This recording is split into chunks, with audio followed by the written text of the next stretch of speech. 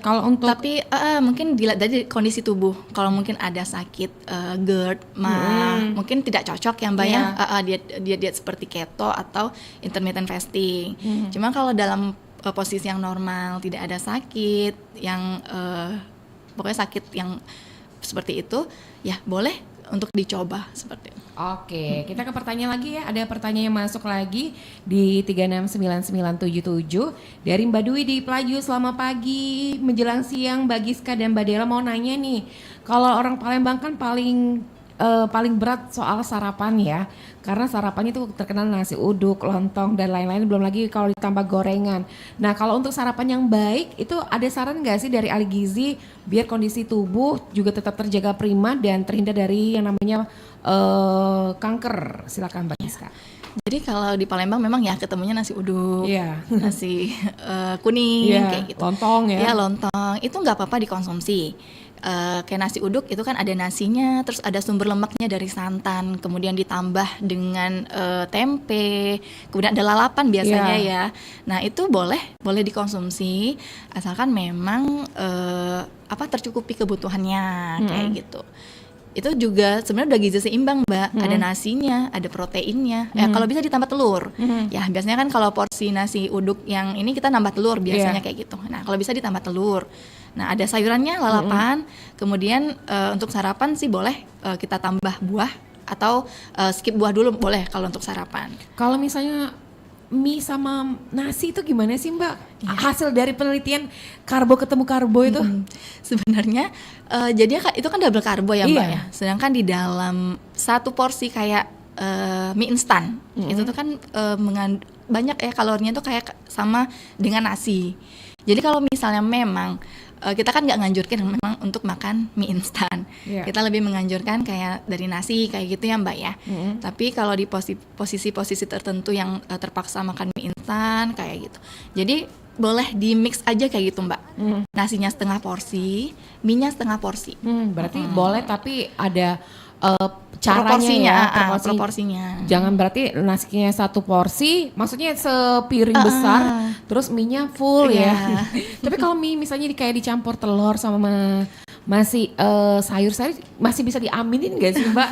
Sebenarnya memang mie ya dalam jangka waktu panjang ya Mbak ya, konsumsi dalam jangka waktu panjang itu kita nggak anjurkan.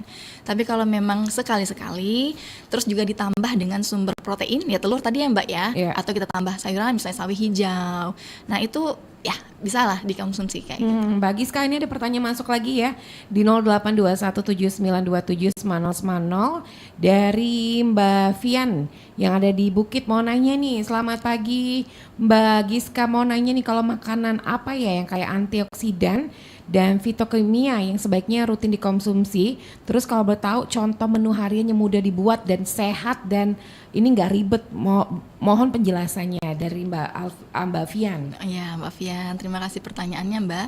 Jadi memang makanan yang antioksidan tinggi itu kan ada di vitamin mineral, jadi buah-buahan dan sayuran. Jadi tadi mengkaji fitokimia. Fitokimia itu kan memang senyawa kimia alami yang ada di dalam tumbuhan. Nah itu memang beraneka ragam. Jadi memang kita akan dianjurkan untuk makan beraneka ragam makanan karena memang satu jenis makanan itu belum mencukupi kebutuhan full gizinya di dalamnya. Jadi kalau dari fitokimia itu bisa dari buah-buahan atau sayuran yang berwarna merah. Itu mengandung namanya fitokimianya itu likopen. Jadi ada di semangka, ada di tomat atau di anggur merah.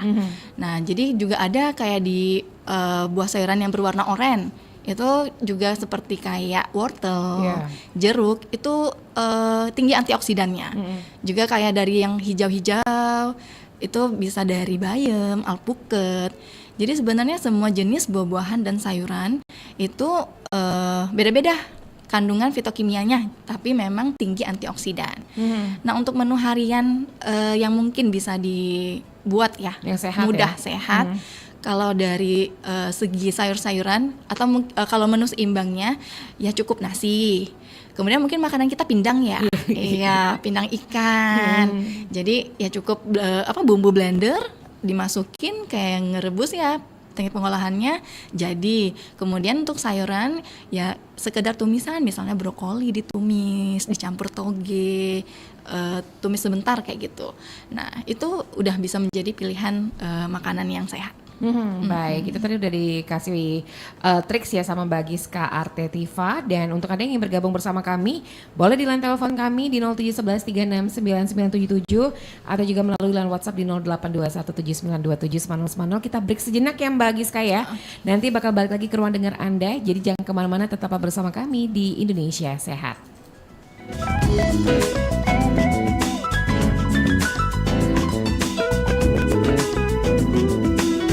Kesibukan boleh mengejar, tapi kesehatan jangan sampai tertinggal. Indonesia Sehat.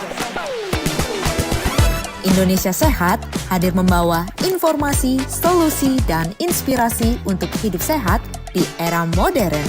Dari pola makan, olahraga, kesehatan mental, sampai kebiasaan sehari-hari yang sering kita anggap sepele. Kesehatan masyarakat mulai dari kita, dari sekarang, dari hal kecil. Dengarkan Indonesia Sehat, karena generasi kuat tercipta dari generasi yang peduli pada kesehatannya. Hadir setiap Jumat pukul 10 waktu Indonesia Barat. Jangan lewatkan Indonesia Sehat. Hanya di Pro 1 RRI Palembang, kanal informasi dan inspirasi. Ayo Vi, buruan, nanti telat. Iya, ini juga udah siap kok. Nak kemana kamu nih? Nongki dong, kan sambil makan siang, mumpung jam istirahat. Musim corona ini masih nak kumpul-kumpul. Cacat. Loh, kita kan baru selesai divaksin, berarti aman kan? Dengar ya, setelah divaksin bukan berarti kita tuh langsung kebal terhadap virus. Vaksin itu butuh waktu untuk membentuk kekebalan tubuh. Nah, jadi tetap harus penuhi protokol kesehatan. Ingat itu. Vaksin COVID-19 bukanlah obat bagi mereka yang terpapar virus corona. Cara terbaik adalah melakukan tindakan pencegahan. Rajin mencuci tangan pakai sabun dan air mengalir, hindari menyentuh wajah. Jauhi orang yang menunjukkan gejala demam, batuk kering, kelelahan. Anda dapat menguatkan sistem kekebalan diri dengan melakukan perilaku sehat dengan olahraga teratur, makan makanan bergizi seimbang, tidak merokok, dan memastikan Anda dan anak Anda mendapat imunisasi lengkap.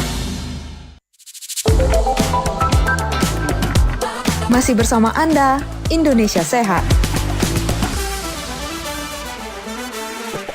Indonesia Sehat. Terima kasih Anda masih bersama kami di Pro 1 Radio Republik Indonesia Palembang, masih di program Indonesia Sehat. Dan untuk Anda yang ingin bergabung, silakan di line telepon kami di 0711369977 atau juga melalui line WhatsApp di 082179279090.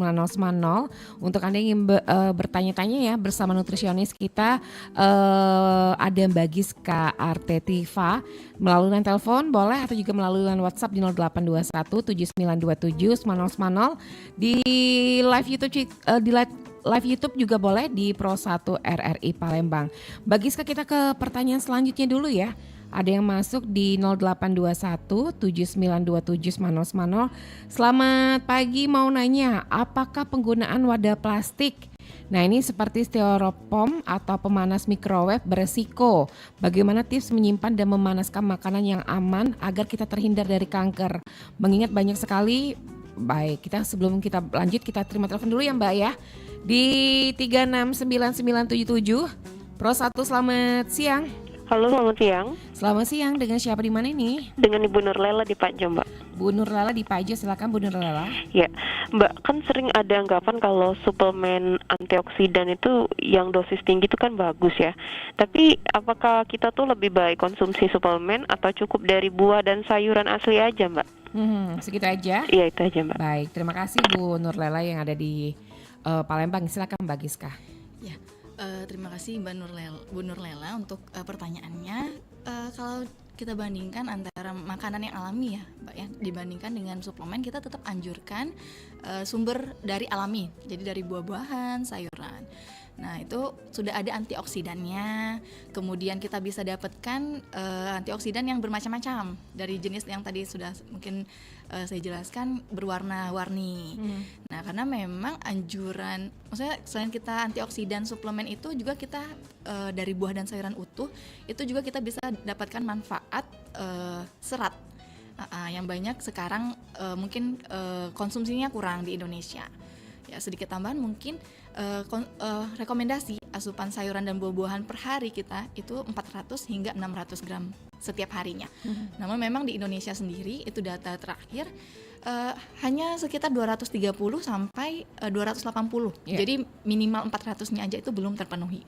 Ya, jadi memang kita masih menganjurkan untuk konsumsi makanan yang alami. Oke, Mbak Giska, kita terima telepon kembali ya di belakang Bu Nur Lela di Palembang di 369977 Pro 1. Selamat siang. Pro 1, selamat siang, Mbak. Selamat siang, Pak. Dengan siapa nih, Pak? Dimas di Skip, Mbak. Pak Dimas di Skip, silakan Pak Dimas. Baik, terima kasih. Selamat siang, dokter. Dok, saya ingin tanya nih, saya kan punya anak usia sekolah dan juga anak balita nih. Kadang-kadang kan di sekolah tuh juga sudah ada MBG, dok ya. Tapi kadang-kadang kadang-kadang kalau sudah jam istirahat ataupun apa, anak-anak tuh kan juga sering jajan di sekolah. Yang dimana kan kita ketahui kadang-kadang jajanan di sekolah tuh agak ngeri-ngeri sedap ya, dok ya. Kadang kita kan nggak tahu prosesnya ataupun juga bahan-bahan seperti apa. Jadi ingin saya bertanyakan, dok, kira-kira untuk menetralkan ataupun makanan itu, dok, seperti apa, dok? Apakah harus minum apa ataupun minum apa gitu, dok ya? Agar bisa menetralkan ya namanya zat-zat yang berbahaya untuk anak-anak itu, dok. Baik, segitu saja Pak Dimas. Ya, gitu aja Mbak. Baik, terima kasih. Silakan Mbak Giska langsung ditanggapi. Ya, terima kasih ya Pak Dimas pertanyaannya. Memang ya itu salah satu tantangan kita juga sebagai orang tua, kemudian tenaga kesehatan. Kalau bisa sebaiknya ya Pak ya, memang kan banyak sih kasus di rumah sakit itu karena memang tidak terkontrol ya, tidak tahu makanan anak di sekolah apa berujung sakit kayak gitu. Jadi kalau bisa coba dulu dikontrol dari mulai di keluarga, di rumah. Kayak mungkin anak-anak balita kan mungkin belum ya Pak ya terlalu bebas untuk jajan. Nah, mulai ditanamkan dari mulai kecil itu makanan-makanan sehat. Karena memang kalau anak-anak itu sudah pernah merasakan yang kayak full MSG yang gurih, terlalu manis, itu memang lidah kita pun juga pengennya lebih benar. Kayak gitu. Jadi mungkin kalau memang sudah terlanjur ya Pak ya ini bisa diberikan dulu snack dari rumah dibawa. Mungkin memang kalau memang sukanya sosis atau misalnya nugget yang seperti itu bikin sendiri. Jadi kan kayak kita kan kaya sebenarnya ada ikan patin, ada lele, ada gabus. Jadi bikin sendiri Bapak, bikin seperti bentuk-bentuk nugget, sosis kayak gitu terus ini dari rumah. Nah, mungkin dicoba jadikan mungkin salah satu solusinya supaya anak yang gak jajan lagi keluar kayak gitu. Baik, Mbak Giska, kita ke pertanyaan selanjutnya ya. Ada penelpon kita yang bergabung di 369977 Pro 1. Selamat siang. Selamat siang Mbak Dela. Selamat siang. Dengan siapa di mana nih Bu? Dengan Lilis di kilometer 12. Mbak Lilis di KM 12 ya? Iya. Silakan Mbak Lilis. Oke, ini sama ahli gizi ya? Iya, betul. Ini Mbak Giska, saya kan suka makanan yang dibakar nih ya Mbak ya, kayak sate, ikan bakar. Katanya itu bisa memicu sel kanker. Ini benar nggak ya Mbak ya? Kalau iya nih, gimana nih cara mengolahnya nih Mbak ya, supaya bisa lebih aman untuk dimakan? Oke, segitu aja Mbak Lilis. Iya, segitu Ya, aja Mbak baik, Dela. terima kasih. Terima kasih Mbak Lilis yang di KM 12. Silakan Mbak Giska langsung ditanggapi. Ya Mbak Lilis, ini memang makanan yang dibakar, terutama yang menggunakan arang ya Mbak ya, itu memang bersifat karsinogenik, yaitu dapat memicu resiko kanker. Nah, mungkin siasati kalaupun pengen makan bakaran, sekarang kan udah banyak nih alat-alat peralatan masak yang nggak perlu dibakar, yang pakai arang kayak gitu banyak. Teflon yang pakai teflon sih yang merek-merek itu ya banyak ya. Mungkin boleh disiasati seperti itu.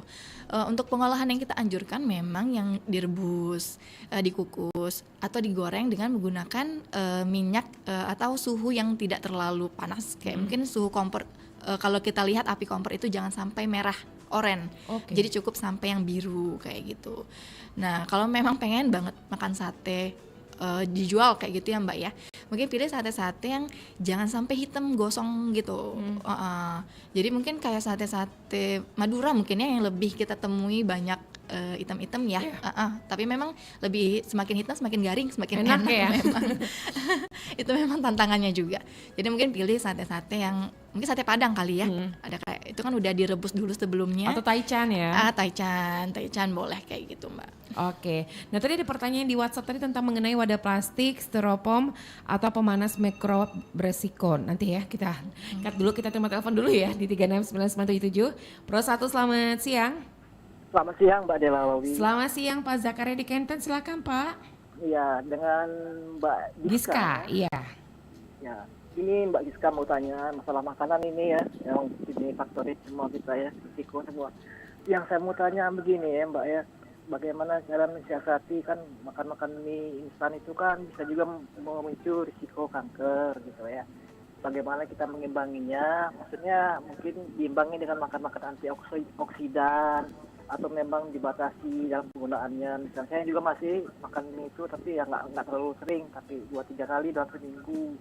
Bagaimana menurut ini Mbak Giska, apakah itu masih sehat? Bagaimana makan makanan soal yang untuk mengimbangi? Kalau kata orang Cina itu ada makanan yin dan yang katanya. Yin dan makanan yang. panas dingin supaya keseimbangan Iya, terjaga. baik. Mohon penjelasannya Mbak Giska. Terima Iya. kasih. Terima Pak kasih Pak Zakaria yang ada di Kenten ya. Silakan Mbak Giska. Ya, Pak Zakaria memang kayaknya konsumsi mie 2-3 kali seminggu itu kebanyakan ya Pak ya. Tapi memang kalau terpaksa dan memang harus mie, nah itu kita tambah protein, telur atau misalnya ayam, kemudian ditambahkan sayuran di dalamnya kayak gitu.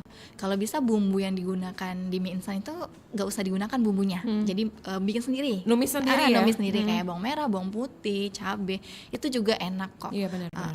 Jadi kalau bisa dihindari Bapak makan mie instan sebaiknya dihindarin. Lebih baik makan yang kayak nasi, singkong, sumber karbohidrat lainnya. Oke, nah ini kita ke pertanyaan yang sudah berapa kali ditunda-tunda ya, tentang penggunaan wadah plastik, styrofoam atau pemanas microwave beresikokah dengan kanker, dan bagaimana tips menyimpan dan memanaskan makanan yang aman nih Mbak? Jadi memang plastik itu memang ada itu sebenarnya kalau kita simpan dalam suhu yang panas, dia mikroplastik kayak gitu ya. Ada itu memang berpotensi untuk beresiko kanker. Styrofoam juga hasil banyak penelitian beresiko juga untuk terjadinya kanker. Jadi mungkin kalau bisa bawa wadah sendiri Mbak, kayak gitu. Ya sekarang udah banyak juga sih ya yang bawa wadah sendiri kemudian disimpan. Kalau untuk menghangatkan makanan, kita memang menganjurkan makanan itu dimasak kemudian habis kayak gitu, nggak dianjurkan untuk nyimpan. Tapi mungkin kalau kesibukan ya masak pagi sampai malam, makan yang itu juga mungkin dihangatkannya suhunya jangan terlalu tinggi. Kemudian kayak sayuran itu sebaiknya tidak dihangatkan. Jadi cukup masak seadanya, seperlunya, dan langsung habis ya Mbak ya. Oke. Bagi sekali ada pertanyaan lagi di 0821792790 dari nggak punya nama nih. Katanya kalau sekarang lagi musim banget kayak penyakit kepada anak-anak itu yang DM, dan ini orang dewasa untuk cuci darah atau gagal ginjal. Nah ini bisa nggak sih Mbak menghindari biar anak atau generasi kita terhindar dari penyakit-penyakit tersebut, soalnya serem banget. Padahal kalau di rumah tuh makannya udah sehat banget, takutnya kalau jajan di luar nih. Iya, itu balik lagi maksudnya penyakit DM anak itu kan memang dari makanan yang biasanya tinggi karbo, tinggi gula. Nah, itu kalau saya sebenarnya jangan anak-anak itu dikenalkan dulu dengan makan makanan kayak soft drink, terus jajanan seperti itu jangan dikenalkan. Karena kalau dia nggak tahu sebenarnya dia nggak minta. Tapi kalau udah pernah ngerasain sekali, enak ketagihan. Jadi ya dimulai dari keluarga makanannya. Kemudian juga itu tadi gizi seimbang. Jadi di dalam piring makan itu ada nasi, ada protein, sayuran, buah-buahan. Nah, dan juga kalau untuk kasus memang banyak ya sekarang, apalagi cuci darah itu bukan hanya usia dewasa tapi muda juga. Salah satunya itu tadi juga penyebabnya dari minuman-minuman kemasan, terus kurang minum kayak gitu. Jadi tetap kita anjurkan adalah makan dengan bergizi seimbang. Oke, ada pertanyaan masuk lagi dari Balkis ya di Palembang, mau nanya nih, untuk orang yang punya riwayat keluarga kanker, apakah resiko untuk keturunan kanker juga bisa? Karena orang tua saya punya kanker payudara, apakah juga saya bisa terdeteksi atau mempunyai kanker payudara, dan adakah pola makan khusus yang harus dijalani yang punya riwayat keluarga kanker? Jadi kalau memang dari segi genetik tadi ya Mbak ya, dari data itu mempengaruhi itu 5-10%. Mempengaruhi tapi cukup kecil. Nah, kalau memang ada riwayat, lebih diperhatikan lagi makannya. Kalau untuk mungkin cek kesehatan berkala juga diperlukan ya Mbak ya, mungkin datang ke fasilitas kesehatan terdekat. Kan sekarang udah banyak tuh deteksi dini untuk kanker payudara. Yeah. Nah, kalau untuk makanannya tetap kita anjurkan gizi seimbang tadi. Jadi tetap nasi, lauk, sayuran, buah-buahan. Mungkin juga dihindarin kayak makanan yang memicunya, yang tinggi lemak, kemudian tinggi gula, makanan olahan, frozen food, dan juga makanan yang mengandung lemak tidak jenuh. Oke, nanti kita sambung lagi ya Mbak Giska ya. Untuk Anda yang bertanya silakan di line telepon kami di 0711369977 atau juga melalui line WhatsApp di 082179279090. Tetap bersama kami di Indonesia Sehat. Kilau Pancasila, refleksi dan implementasi Pancasila untuk anak negeri. Saudara dan saudari, sebangsa dan setanah air. Sila keempat di dalam Pancasila berbunyi, kerakyatan yang dipimpin oleh hikmat kebijaksanaan di dalam permusyawaratan perwakilan. Ini menegaskan bahwa rakyat adalah poros dari kehidupan berbangsa dan bernegara. Kedaulatan semestinya ada di tangan rakyat. Kekuasaan semestinya tumbuh untuk melayani rakyat. Dan pemerintah adalah orang-orang yang diberi mandat oleh rakyat untuk mengurusi segala kebutuhan dan kepentingan rakyat.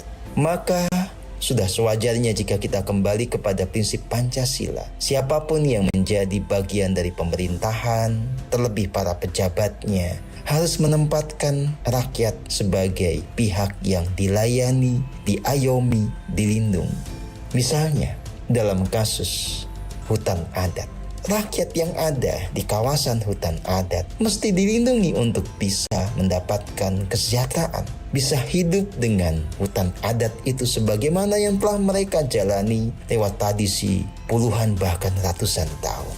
Tidak boleh kemudian pemerintah dengan gegabah mengambil keputusan untuk membuat hutan adat itu beralih fungsi, sekedar menjadi sebuah tempat berbisnis bagi segelintir orang, yang kemudian dibarengi dengan kehancuran lingkungan, yang kemudian berdampak kepada hilangnya kesejahteraan dan kehidupan yang bermartabat bagi rakyat yang ada di sekitar hutan adat itu. Saudara dan saudari sebangsa dan setanah air, Pancasila memberi kerangka kita dalam mengambil keputusan yang tepat. Segala keputusan harus didasarkan kepada hikmat kebijaksanaan. Keputusan harus diambil sesuai dengan akal sehat dan dilandaskan kepada hati nurani yang paling dalam. Para pengambil keputusan harus memikirkan semua stakeholders atau semua pemangku kepentingan. Dan tentu saja rakyat jelata, rakyat kebanyakan, itu yang harus betul-betul menjadi perhatian untuk dilindungi, diayomi. Tidak boleh ada satu kebijakan pun yang merugikan mereka dan menempatkan mereka dalam posisi yang lemah, rentan, lalu menjadi korban. Saudara, sebangsa dan setanah air, kita memang harus betul-betul menghayati kembali Pancasila, menata kembali cara berkehidupan berbangsa dan bernegara, agar tidak ada lagi tragedi bencana di masa depan. Kilau Pancasila. Aduh, notif grup, kerjaan, dan scroll TikTok belum kelar lagi. Kepala rasanya mau pecah. Hehe, kayaknya kamu butuh detox digital, Tran. Coba deh atur waktu buat istirahat dari layar. Tapi kan susah, Bim. Takut ketinggalan info. Justru kalau terus-terusan online, otak malah capek. Coba batasi waktu main HP, matikan notif yang gak penting. Terus kasih waktu buat diri sendiri, kayak jalan sore, baca buku, atau ngobrol langsung. Iya juga ya. Sehat digital berarti seimbang antara dunia maya dan dunia nyata. Nah, gitu dong hidup sehat digital. Pikiran jernih, hati pun happy.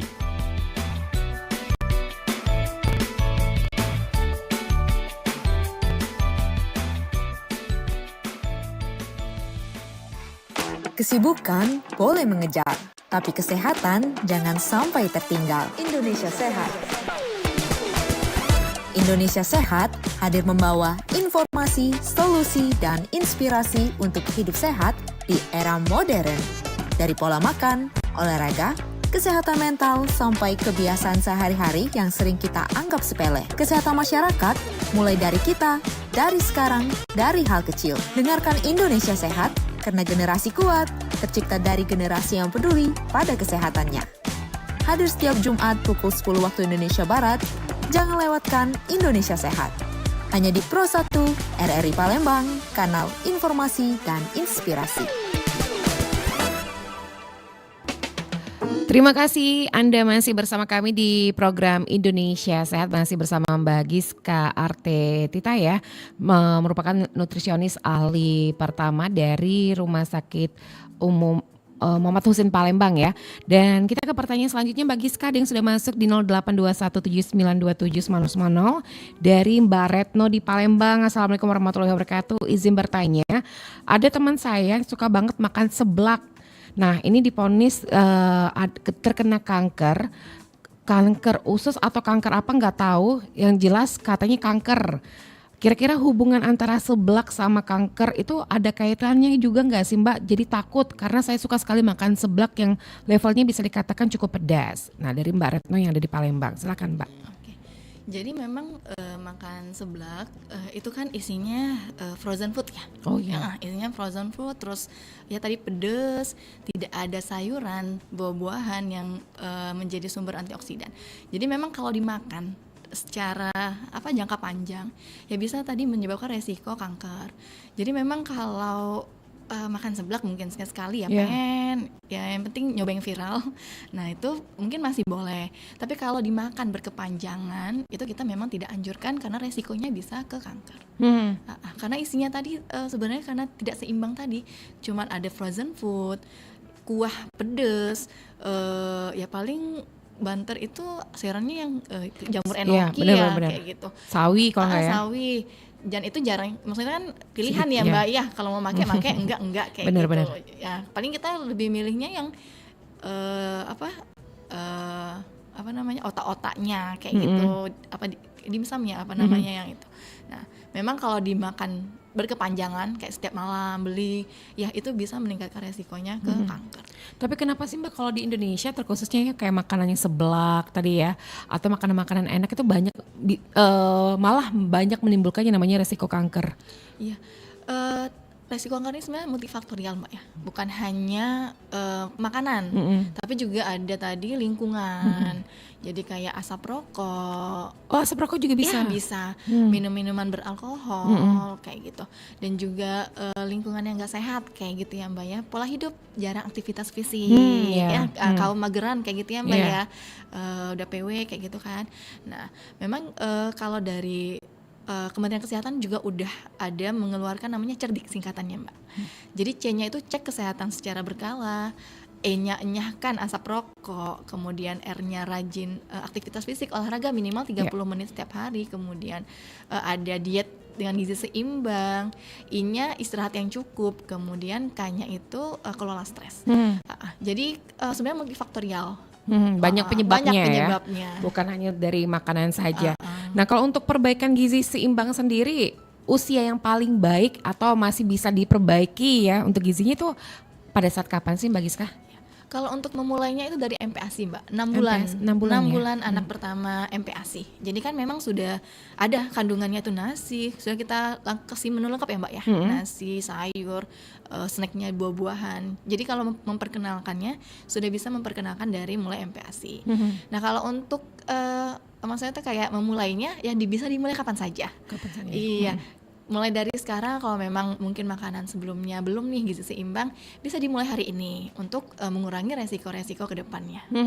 Ini ada pertanyaan masuk lagi dari Pak Paris di Skip. Selamat siang nih Mbak Giska, mau nanya nih, anak saya tuh kalau makan kuat banget ya, seperti lahap banget, tapi kalau dilihat dari tubuhnya ini enggak seperti anak-anak pada umumnya yang bisa dikatakan gendut ya, ataupun berat badannya kelihatan sehat. Nah, apakah kalau misalnya badannya kecil juga mempengaruhi stunting, atau anak sehat itu belum tentu badannya kurus ataupun gendut? Dari Pak Paris di Skip. Oke, iya Pak Paris, kalau untuk secara ininya kita perlu tahu dulu berat badan, tinggi badan, usianya berapa. Kalau mau screening kayak gitu ya. Kalau memang dirasa anak makan banyak nih, tapi ternyata berat badannya nggak naik, atau malah kadang kelihatan kelihatan kurus itu belum tentu kurus sebenarnya. Jadi memang harus ada patokan berat badannya berapa kayak gitu. Karena memang tipe tubuh ini sendiri kan ada yang padat. Iya. Ada yang padat. Pas ketika yang padat sama yang kayak kelihatan lebih berisi, berat badannya sama. Memang tipe tubuh masing-masing. Kalau secara itunya harus ditimbang memang benar-benar ditimbang kayak gitu. Nah, perhatikan lagi Bapak, kalau untuk anak-anak memang kita selain kayak nasi, lauk, itu lemak, kecukupan lemaknya lebih tinggi dibandingkan sudah dewasa. Dan perlu diperhatikan juga frekuensi makannya.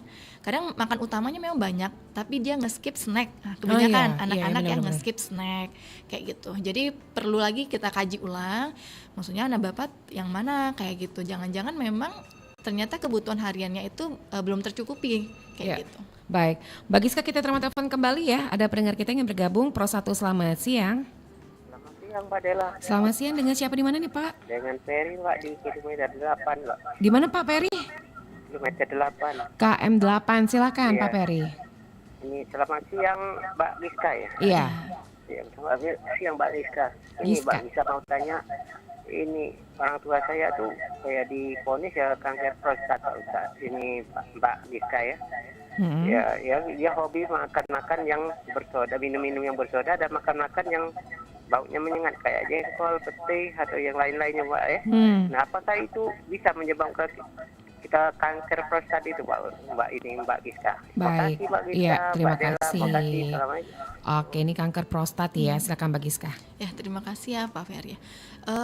Untuk ya makanan tinggi gula ya Pak, berarti ya kalau minuman bersoda, soft drink itu memang meningkatkan resiko kanker tadi.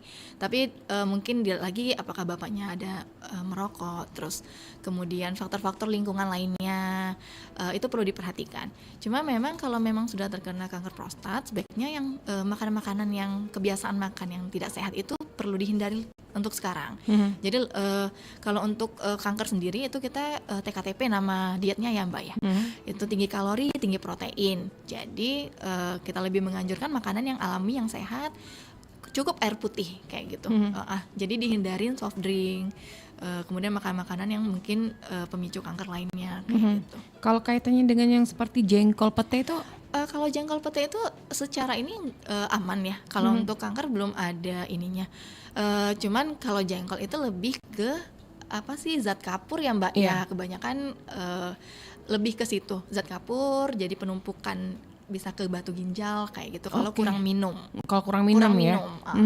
Mbak, ada yang bilang ya Mbak ya, kalau misalnya kita kayak makan pete, jengkol, kalau misalnya buang air kecil atau buang air seninya nggak bau, itu ada masalah juga sama ginjal, atau itu hoax atau gimana kalau faktanya? Saya belum pernah dengar ya Mbak ya, kayaknya itu hoax. Hoax sih. Jadi ya makan pete, makan jengkol itu mungkin ada beberapa memang jengkol itu yang nggak menimbulkan bau kencing atau pengolahannya. Kalau di kita tuh ada belajar kayak ngerebusnya itu pakai kopi Mbak. Kopi, terus kadang ada asam jawa. Itu biasanya kencingnya nggak bau kayak gitu. Baik, ada pengelolaannya biar nggak bau juga ya. Kalau masalah ginjal mungkin lebih ke pipisnya. Banyak apa sedikit, terhambat atau tidak, biasanya seperti itu Mbak. Kalau ada masalah ginjal. Oke, kita ke pertanyaan selanjutnya ya. Di 0821792790. Selamat siang Mbak Dela, mau nanya nih sama Mbak Giskanya. Kok banyak sekali selain kanker payudara, banyak sekali perempuan yang mengidap kanker rahim, atau juga kanker yang tentang rahim, yang rahimnya diangkat terus juga masih berulang-ulang sakitnya. Mohon penjelasannya nih Mbak Dela, terima kasih. Silakan Mbak Giska. Iya. Jadi resiko kanker apapun itu ya tetap makanan tadi ya, makanan tinggi lemak, makanan yang kurang serat, buah dan sayuran, dan juga makanan yang dibakar, proses dibakar yang sampai overcook kayak gitu ya, gosong. Jadi kalaupun ke resiko kanker payudara ataupun ke resiko kanker rahim ya sebenarnya resikonya sama kayak gitu. Jadi kayak diangkat ya kanker rahim. Memang sekarang banyak kalau beredar itu biasanya memang dia diketahui itu udah dalam kondisi yang stadium tinggi biasanya. Jadi udah nyebar kemana-mana dan mungkin ditambah setelah diketahui mungkin pola makannya masih belum mengikuti pola makan yang harusnya dikonsumsi pasien dengan ada kanker. Baik Mbak, ini mungkin pertanyaan terakhir ya yang di WhatsApp kita di 08217927 dari Desi di Perumnas. Mau nanya nih, Mbak Giska, kok MBG tuh bisa dikatakan makanannya kurang enak ya, kurang menarik. Apakah ini sama menunya seperti di rumah sakit? Karena saya pernah menyicip ya makanan MBG adik saya, rasanya tuh kayak kalau kita lagi dirawat inap di rumah sakit. Nah ini mau penjelasannya nih, kira-kira sama nggak sih? Sebenarnya kalau itu tergantung variasi dari menunya ya, dari menu MBG. Karena memang kalau MBG sendiri itu memang tantangannya. Secara ini ya harusnya berasa, secara ininya harusnya berasa. Tapi memang kita nggak di MBG itu juga nggak menggunakan yang namanya penyedap rasa. Berarti hampir mirip ya kayak di rumah sakit ya. Cuman kalau dari sebenarnya kan MSG itu gurih ya Mbak. Iya benar-benar. Kalau rasa sih garam gula saya rasa udah enak, asal bumbu-bumbunya juga banyak ya kayak gitu. Namanya kalau lagi sakit ya emang makanannya di rumah sakit seperti itu enak. ya.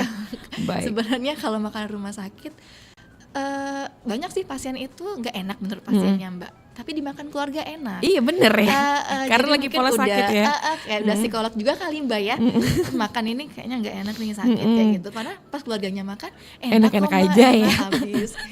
Oke deh Mbak Giska, karena lintas waktu juga sudah hampir mendekati pukul 11 waktu Indonesia Barat. Mungkin Mbak Giska juga bisa memberikan pesan ya kepada pendengar kita, baik orang tua yang memiliki anak ataupun juga yang pengen anaknya juga sehat agar terhindar yang dari namanya kanker ya, karena sekarang tuh soal penyakit tuh ngeri-ngeri sedap ya Mbak ya. Dan mungkin bisa memberikan pesan, silakan Mbak Giska. Ya. Jadi kesehatan diri sendiri dan keluarga itu bisa dimulai dari sepiring nasi ya, gizi seimbang. Jadi karena memang sekarang makanan itu bukan lagi kayak asal kenyang, makan kenyang, beraktivitas kayak gitu. Bukan hanya seperti itu, tapi makanan itu sekarang udah milih. Itu akan menjadi obat untuk terapi berkepanjangan atau malah menjadi sumber penyakit. Jadi mulai sekarang bijaklah dalam memilih makanan, jangan terbawa yang viral-viral kayak gitu ya.